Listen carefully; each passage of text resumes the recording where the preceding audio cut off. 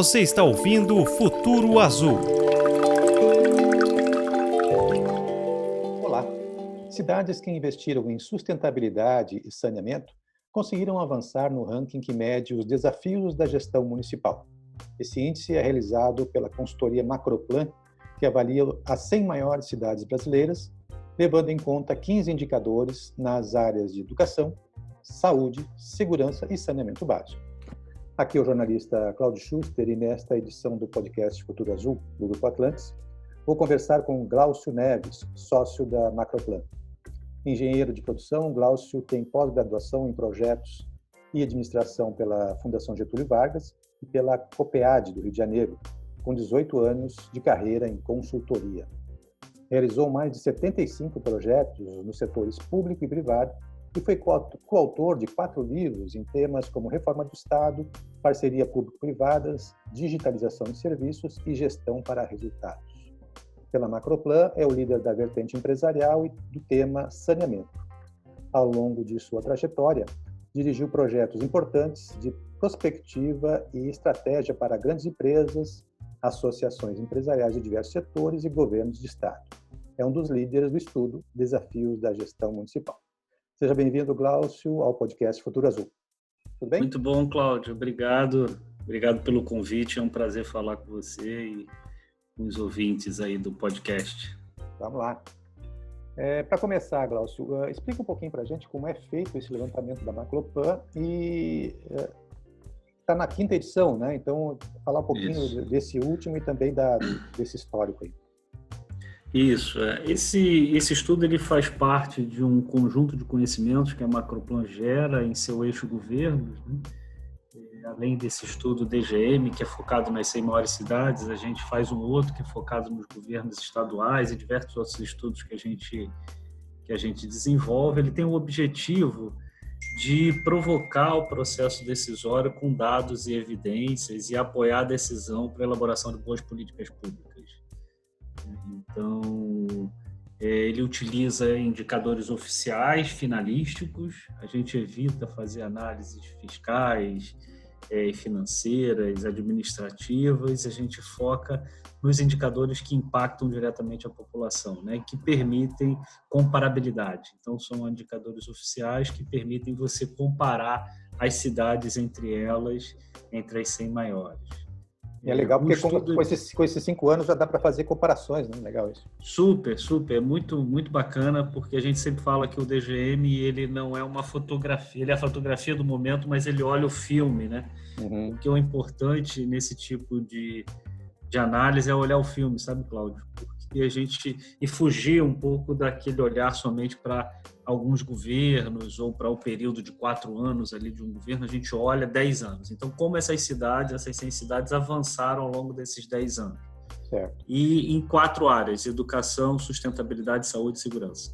Essas 100 cidades, elas concentram quase 83 milhões de habitantes, equivalentes a 40% da população e metade do PIB brasileiro. Quais se destacaram positivamente nesse ranking de uma maneira geral, né? E por que houve esse destaque? O que essas cidades fizeram para ganhar, né, o topo desse ranking? É interessante essa pergunta, assim, é muito recorrente, né? Mas a gente observa que, se a gente pegar o recorte das 10 melhores cidades no ranking, 8 são cidades do interior de São Paulo, com Maringá e Vitória ali como intrusos entre os 10, né? Nessa edição, a primeira colocada foi Maringá, mas depois todas as outras são do interior de São Paulo. E de maneira geral, assim, o nosso indicador, ele observa e ele valoriza muito a estabilidade da melhora, sabe? Como que eu melhoro ao longo do tempo de forma estável e constante. Então tem pouca variação. Maringá, ela sempre figura ali entre as 3 primeiras posições, entre as 5 primeiras posições, se a gente olha na sequência dos nossos 5 edições, e agora ela foi a primeira colocada novamente, né? Mas o interessante é observar a constância. O importante não é ser bom em segurança e ser muito bom em saúde. É importante ser bom em todos os indicadores, de maneira geral, né? Então, Maringá, por exemplo, ela é líder somente em alguns indicadores, mas ela está entre os 5 em quase todos. Então, isso demonstra e dá um olhar mais global com relação à qualidade de vida, né? Certo. Então, eu sou bom em segurança, bom em saúde, bom em educação, tem bons indicadores de saneamento. Então, o importante do nosso estudo é a constância. Tem que ser bom e ter uma velocidade de evolução também. Não adianta eu melhorar somente olhando o meu desempenho. Eu tenho que melhorar olhando o meu desempenho frente às outras cidades que estão no estudo. Certo. Claro, mas como a gente vai focar um pouquinho mais aqui no saneamento, eu queria entender, por exemplo, qual é o peso do saneamento nesse estudo e o que é levado em consideração para essa avaliação que vocês fazem. O peso, o estudo ele leva em consideração 4 dimensões, como eu falei. Uma das dimensões é a sustentabilidade. Dentro de sustentabilidade são 5 indicadores, né? 4 diretamente ligados a saneamento e 1 voltado especificamente a resíduos e tal. São 5 indicadores. O peso dessa área de sustentabilidade é um peso de 20% no indicador geral, no índice geral, e a gente observa aí variáveis como atendimento de água, perdas de água, atendimento de esgoto tratado e cobertura de coleta de resíduos domiciliares. São os 5 indicadores que compõem essa dimensão de saneamento e sustentabilidade no estudo. Certo. E na tua avaliação, Glaucio, como é que está a realidade brasileira, né? Já que esses 100 municípios dá um quadro nacional, né? Inclusive comparando, né, com os anteriores, assim, como é que tu vê uma evolução? Não, a evolução é lenta, enfim, qual é a tua avaliação lendo, né, os dados da pesquisa?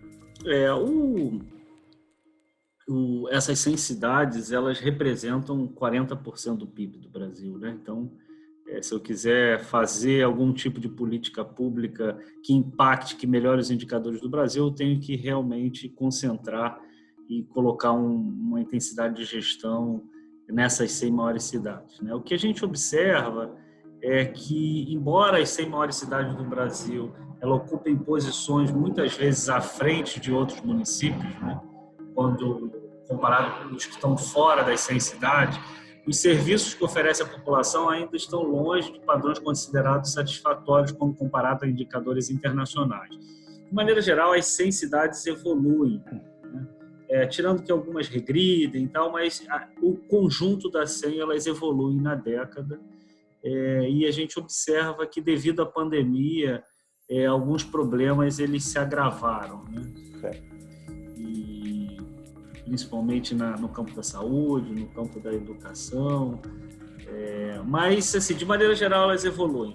Aí você pode me perguntar, elas evoluem na velocidade que a gente gostaria? Não, elas evoluem lentamente, né? E isso depois a gente vai ver especificamente na área de saneamento, em alguns dados assim, bastante preocupantes quando a gente compara as 100 cidades com as demais. Você falou agora na pandemia, né, da Covid-19, quais foram as mudanças que foi possível observar essas mudanças antes e depois da pandemia? Assim, a mudança foi grande, o impacto foi... É possível medir esse impacto? Os efeitos objetivos nos indicadores, na cesta de 16 indicadores do nosso estudo, a gente só vai sentir mesmo nas próximas edições, pois os efeitos nesses indicadores costumam ser de médio e longo prazo. Mas o que a gente observa é que as questões econômicas e sociais, com certeza, impactarão nos indicadores futuros, né? A pandemia, de maneira geral, ela revelou alguns déficits de gestão e de coordenação e as enormes desigualdades que a gente tem e que a gente convive entre as nossas cidades, né? Os governos municipais têm um papel relevante de mitigação desses efeitos. Então, essa desigualdade de acesso, desigualdade de qualidade, ainda não foi sentida especificamente nessa edição, mas provavelmente na próxima a gente vai ver o impacto, e o impacto não vai ser pequeno. A gente acha que em algumas áreas o impacto será muito significativo em termos de qualidade de serviço. Ao analisar as cidades, né, cidades é onde se tem uma relação mais direta com a população, né, local, Isso. né? É possível entender quais os aspectos da cidade que são mais valorizados pela população? Eles são mais ou menos esses que vocês abordam na pesquisa? Como é que vocês avaliam isso? Nesse momento de crise, com certeza o aspecto mais valorizado é a qualidade do serviço de saúde, né? Ou seja, é ter acesso à saúde pública para você poder mitigar os efeitos aí do coronavírus. Mas fora da pandemia, com certeza essas dimensões que a gente observa, elas são dimensões que afetam a vida das pessoas, né? Seja na educação, na saúde, na segurança. A segurança, apesar de ser uma responsabilidade estadual, estrito senso, os municípios têm um papel muito importante na questão das mitigações dos efeitos, na questão da prevenção, né? Então, são indicadores que realmente impactam a vida das pessoas. Mas, no primeiro plano, assim, olhando a pandemia, com certeza a questão da saúde ela é fundamental. E a saúde está muito relacionada com o saneamento também, né? Do ponto de vista da estrutura, né? Tem a ver com saneamento, tem a ver com qualidade de vida, com saúde, com desenvolvimento. Mortalidade infantil, né? Mortalidade, enfim, de uma maneira geral com a qualidade de vida, né? Ainda falta muito para o país avançar. Como é que você avalia, né, o papel do novo marco regulatório que foi aprovado há pouco tempo, né? Esse caminho pelo direito das pessoas à água de qualidade, ao tratamento do esgoto? Como é que você avalia, dentro desse contexto, o novo marco regulatório? Muito bom. Primeiro, assim, saneamento com certeza tem correlação direta com a qualidade de vida, por isso ele está na cesta de indicadores do DGM, né? E é fundamental, assim, é necessário aproveitar o novo marco de saneamento para acelerar o passo, sabe, Cláudio? Mantida a velocidade atual, a gente fez algumas projeções usando o IDGM, as maiores cidades do Brasil, as 100 maiores cidades do Brasil, levarão em torno de 70 a 80 anos para ter 100% do seu esgoto tratado. Então, o objetivo do marco é justamente destravar e resolver algumas questões para acelerar esse processo, né? E é fundamental que a gente ganhe tração e ganhe velocidade para conseguir ir na direção da universalização. Então, se você pega os nossos indicadores hoje e faz um sintético das 100 maiores, você falar que daqui a 80 anos eu vou ter esgoto tratado nas grandes cidades do Brasil para toda a população não é uma coisa muito satisfatória, né? A melhora dos indicadores de saneamento, ele acontece na década. Se você olha, ela acontece nas 100 maiores. As 100 maiores, de maneira geral, elas evoluem melhor do que o indicador da média do Brasil, mas uma velocidade aquém da desejada. Um fato preocupante, Cláudio, que a gente observou nesse estudo, é que alguns municípios fugiram a essa tendência de melhora nos últimos anos, principalmente quando a gente fala de 18 e 19. Só para você ter uma ideia, 33 municípios pioraram em relação ao atendimento de água, 14 em relação ao atendimento de esgoto, 24 municípios pioraram em tratamento de esgoto e 43 em perdas de água, né? Pioraram os seus índices de perda de água quando a gente compara o ano de 2018 e 2019, o que é uma preocupação porque eles viam no seu conjunto avançando aí na década. Então, o papel do marco ele é super importante, fundamental, promete destravar a agenda e acelerar o processo na direção da universalização, mas ainda tem uma estrada de regulamentações que precisa ser percorrida.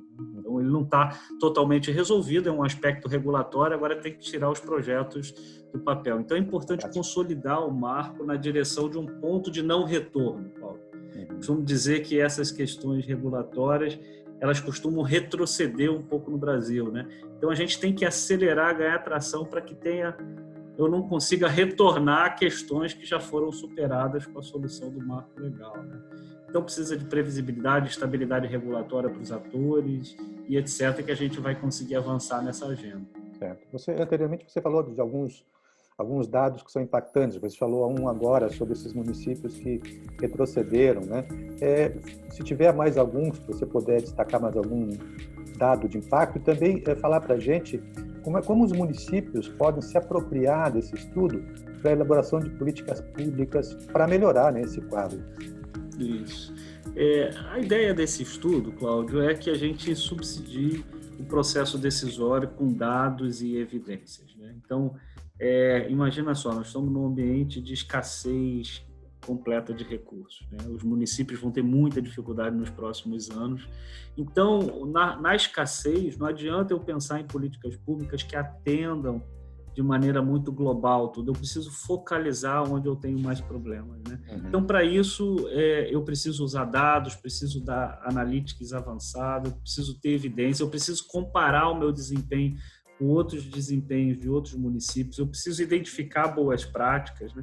Então, o estudo ele propõe a ser uma plataforma de dados e inteligência estratégica que ajude na focalização e na identificação das melhores políticas públicas. Então, ele é um bem público feito com recursos próprios da Macroplan. A gente não tem nenhum tipo de financiamento para desenvolver esse estudo, é um bem público que a gente coloca.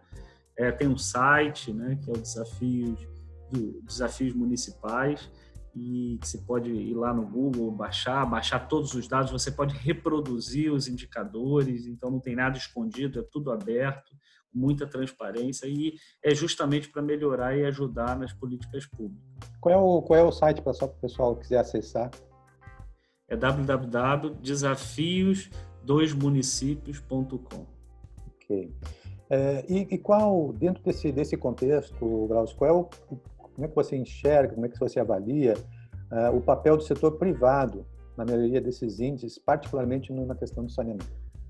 O papel do setor privado para a agenda do saneamento é fundamental, isso não se discute, né? Ele é fundamental. Sem ele, dificilmente a gente vai acelerar na direção da meta de universalização, né?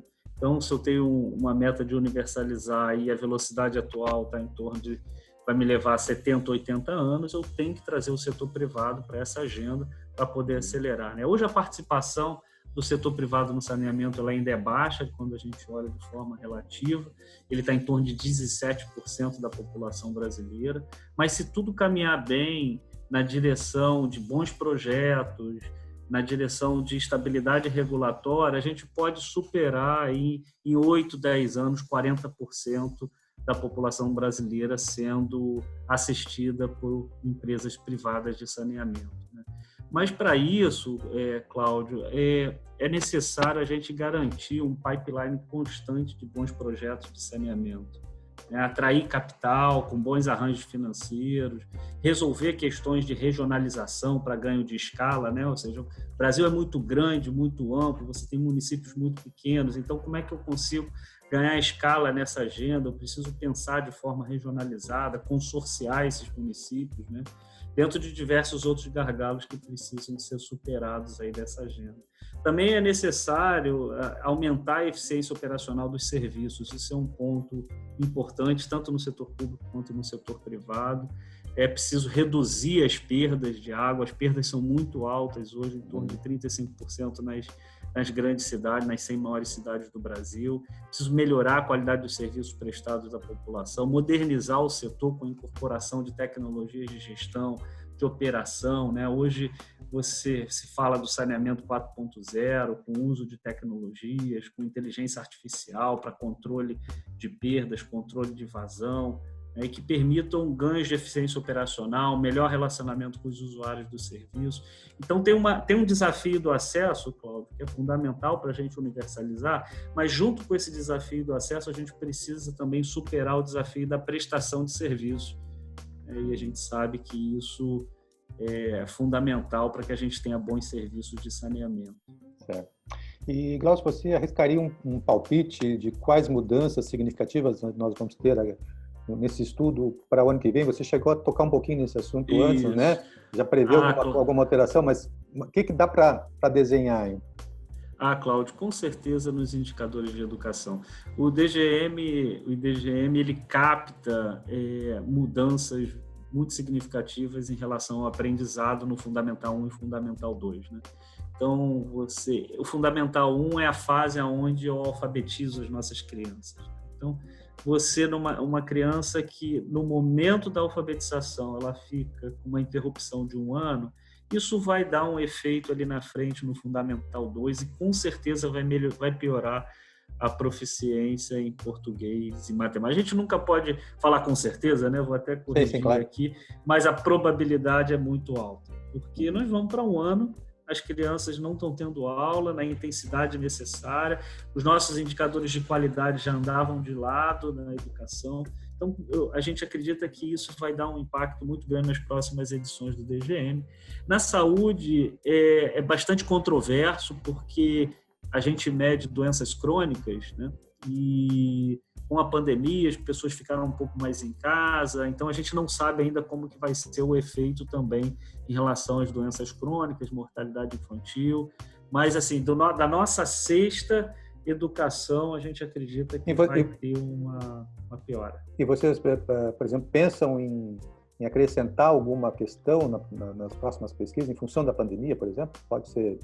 O que a gente costuma fazer, Cláudio, a gente mantém estável o nosso índice para a gente ter comparabilidade e a gente faz algumas fotografias. Então, nesse estudo atual, nós temos uma fotografia específica da Covid. Então, se entrar na nossa plataforma, você vai ter lá um módulo específico sobre o desempenho dos municípios na Covid. A gente tem uma radiografia econômica também, fiscal dos municípios, mas eles não compõem o índice, porque a gente acha que essas coisas têm uma variabilidade muito alta, então eles geram uma inconstância muito grande no nosso ranking. A gente prefere trabalhar com indicadores mais finalísticos para compor o ranking, mas o estudo é muito maior do que o ranking, vai além do ranking. Ficam todos convidados a acessar para conhecer em detalhes, né? Glaucio, a gente está, infelizmente, chegando ao fim do podcast Futuro Azul. Em nome do Grupo Atlantis, eu te agradeço a tua participação aqui. O Glaucio, que coordena, lidera, né, os projetos de saneamento na consultoria Macroplan. E aí eu deixo esse espaço final para as tuas considerações. Assim, a minha consideração final é que no tema saneamento a gente tem muito que avançar ainda. Eu estou muito otimista aí com a aprovação do novo marco. Tem uma janela de regulação ainda a ser vencida, mas nós estamos no caminho certo com bons projetos. A gente tem que fazer esses projetos saírem do papel, atrair o setor privado, cobrar a melhoria da qualidade dos serviços, né? E com relação aos desafios dos municípios e dos gestores municipais, usar a técnica, evitar políticas públicas generalistas que causam pouco impacto, usar dados, pensar no longo prazo, focalizar políticas públicas, olhar boas práticas, benchmarking, cometer erros novos, não erros passados, né? Então, acho que essa é a minha mensagem final. É com isso que a Macroplan desenvolve esse estudo e a gente está à disposição para ajudar também nesse sentido. Ok. Mais uma vez, obrigado a participação do Glaucio Neves aqui no nosso podcast. Todos os episódios do podcast Futuro Azul estão nas plataformas digitais e no site grupoatlantis.com.br. Obrigado pela companhia e até breve.